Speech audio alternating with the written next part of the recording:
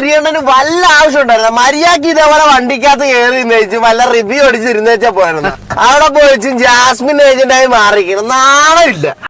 നിനക്കൊക്കെ കാറിൽ മറ്റുള്ളവരെ കുറ്റവും പറഞ്ഞ് ഇവിടെ ഇങ്ങനെ ഇരുന്നാൽ പോരാ. നീയൊക്കെ ബിഗ് ബോസിൽ എന്തിനടാ പോയത് നീയൊക്കെ?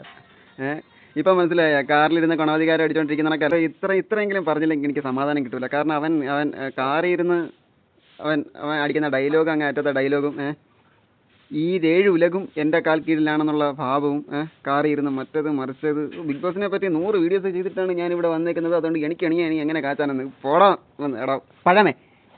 സായി കൃഷ്ണൻ്റെ വില കളയാൻ വേണ്ടിയിട്ട് അവൻ കൃഷ്ണൻ എന്നുള്ള പേരിട്ടുകൊണ്ട് വന്നേക്കുന്നത്. എന്നിട്ട് ഈ കളി പഠിപ്പിക്കാൻ വന്ന കളി പാപ്പി നിന്നെ എന്നെ കൊണ്ടൊന്നും പറയിപ്പിക്കില്ല. നീ പ്രകാലം കണ്ട സീസണിൽ നിന്ന് ഈ സീസണെ വ്യത്യസ്തമാക്കി നിർത്തുന്നതും ഇതേ പവർ റൂം തന്നെയാണ്.